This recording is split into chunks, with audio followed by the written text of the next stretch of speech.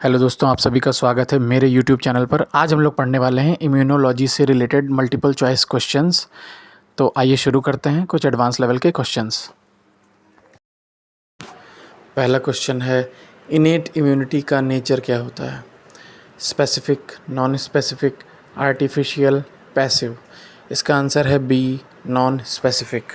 Non specific का मतलब क्या है कि ये इम्यूनिटी किसी विशेष कंडीशन या बीमारी को लेके रिस्पॉन्ड नहीं करती। जनरली जो इम्यूनिटी होती है वो आपकी किसी विशेष चीज़ को लेके अलग अलग डेवलप होती है, लेकिन ये जो इनेट इम्यूनिटी होती है ये नॉन स्पेसिफिक होती है। कोई भी अलग से विशेष चीज़ को लेके इम्यूनिटी नहीं डेवलप होती, एक कॉमन इम्यूनिटी बोली जाती है। ये नेचुरल होती है, बाय बर्थ होती है पूरी तरीके से। हर तरह के बैक्टीरिया, वायरस या दूसरे पैथोजेंस के ख़िलाफ़ एक समान तरह से फाइट करती है। अगला सवाल है, एडाप्टिव इम्यूनिटी किस पर निर्भर करती है?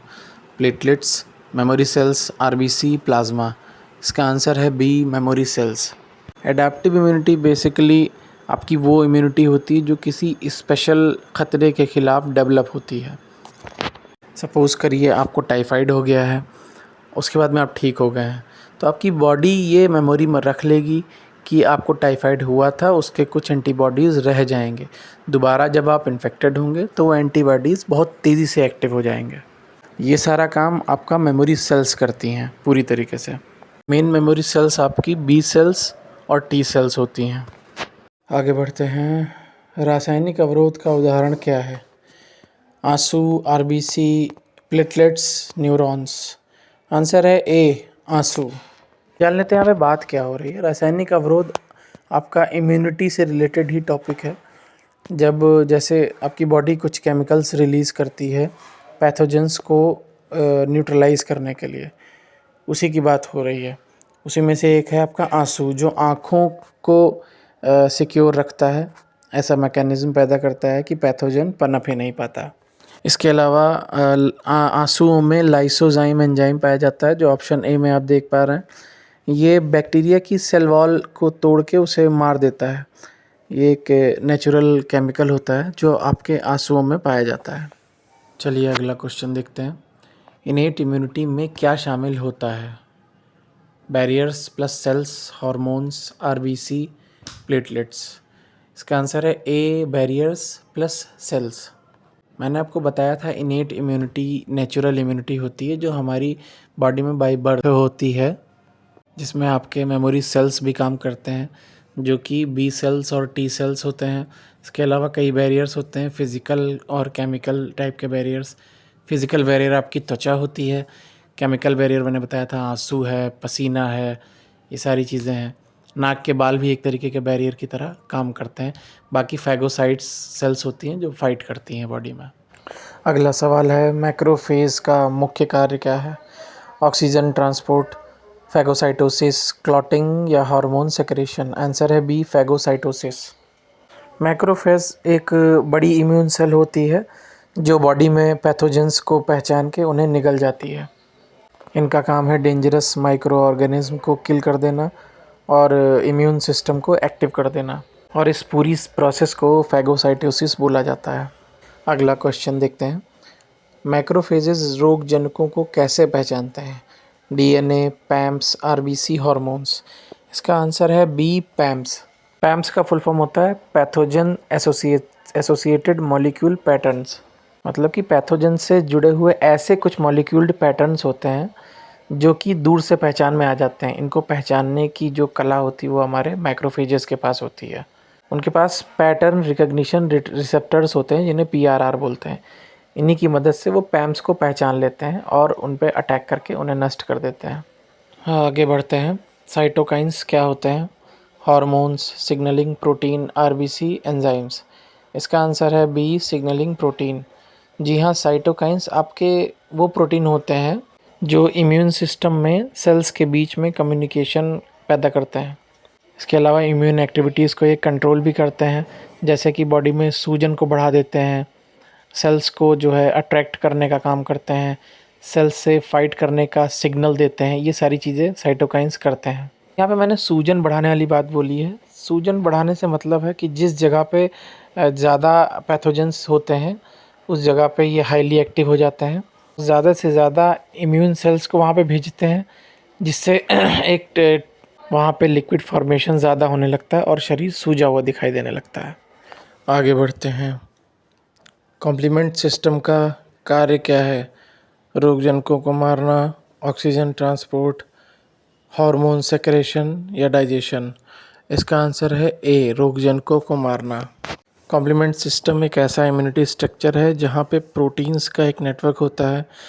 इसका काम होता है पैथोजेंस को चुन चुन के मारना और इम्यून सिस्टम को तेज़ करना। इससे पहले मैंने बात करी थी साइटोकाइंस के बारे में। तो साइटोकाइंस और इसमें कॉम्प्लीमेंट सिस्टम में आप कंफ्यूज मत हो जाइएगा, दोनों अलग चीज़ें हैं। हालांकि दोनों में प्रोटीन से रिलेटेड चीज़ें हैं, लेकिन साइटोकाइंस आपके सिग्नलिंग प्रोटीन होते हैं, जबकि कॉम्प्लीमेंट सिस्टम जो है प्रोटीन्स का एक नेटवर्क होता है। दोनों का ही काम पैथोजेंस को किल करना होता है। नेक्स्ट क्वेश्चन देखते हैं। कॉम्प्लीमेंट सक्रिय होने पर क्या होता है? RBC increase, cell lysis, platelet increase, hormone secretion. Answer है बी, कोशिका विघटन। देखिए, कॉम्प्लीमेंट सिस्टम में जो प्रोटीन का एक चेन होती है वो पैथोजेंस को किल करती है, और पैथोजेंस को किल करने के लिए उनका सेल वॉल तोड़ना पड़ता है। इसीलिए इसका जो आंसर है कोशिका विघटन, ये सिंपल सा है, यही इसका सही आंसर है। अगला सवाल देखते हैं। ऑप्सोनाइजेशन क्या करता है? पैथोजन को डिस्ट्रॉय करता है, फैगोसाइटोसिस बढ़ाता है, आरबीसी बनाता है, या हार्मोन रिलीज़ करता है? इसका आंसर है बी, फैगोसाइटोसिस को बढ़ा देता है। अब ऑप्सोनाइजेशन को जानते हैं। ये एक ऐसी प्रोसेस होती है जिसमें एंटीबॉडीज़ या फिर कुछ प्रोटीन्स पैथोजेंस को मार्किंग उन पर कर देते हैं, सिंबलाइज़ कर देते हैं, जिससे जो फैगोसाइट्स होती हैं वो उन्हें पहचान के नष्ट कर देती हैं। क्योंकि जो फैगोसाइट्स होती हैं उनके पास भी अपने ऑप्सोनिन रिसेप्टर्स होते हैं। पिछले क्वेश्चन में मैंने आपको पीएमपी और पीआरआर का कॉन्सेप्ट बताया था, यानी कि पैटर्न रिकॉग्निशन रिसेप्टर्स। दूसरा था पैथोजन एसोसिएटेड मॉलिक्यूल पैटर्न्स, यानी कि पीआरआर जो होते हैं आपके फाइटर सेल्स के ऊपर रिसेप्टर्स होते हैं, जबकि जो पैम्स होते हैं वो आपके पैथोजेंस के ऊपर पाए जाते हैं, जिससे वो आइडेंटिफाई कर पाते हैं। वही कॉन्सेप्ट यहाँ भी लागू होता है, बस ये ऑप्सोनाइजेशन आप ये याद रखिएगा कि इसमें एंटीबॉडीज़ जो होते हैं वो पैथोजेंस की सतह पर, सरफेस पे मार्किंग्स करते हैं, जिससे कि फैगोसाइटोसिस हो पाती है, यानी कि फैगोसाइट्स उसको पहचान के किल कर पाते हैं। सिंपल सा है दोस्तों। मैं कोशिश कर रहा हूँ कि क्वेश्चंस थोड़ा एडवांस लेवल के ही हों, क्योंकि एनएचएम के एग्ज़ाम्स में आपने देखा ही होगा कैसे क्वेश्चन आते हैं। चलिए आगे बढ़ते हैं। अगला सवाल है, मैक्रोफेज कहाँ पाए जाते हैं?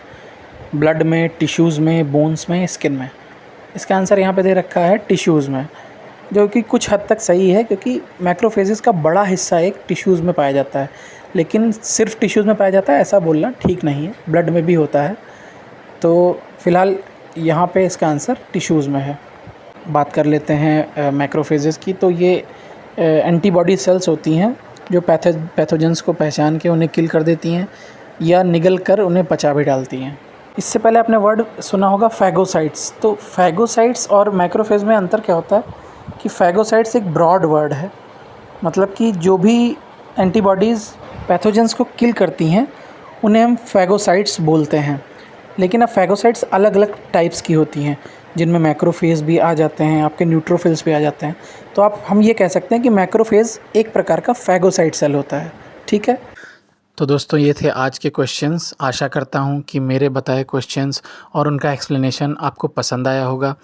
आप ऐसे ही चैनल को सपोर्ट करते रहिए, अपना प्यार देते रहिए, लाइक करिए, सब्सक्राइब करिए, शेयर करिए, और मैं यूं ही आपकी तैयारी में आपकी हेल्प करता रहूँगा।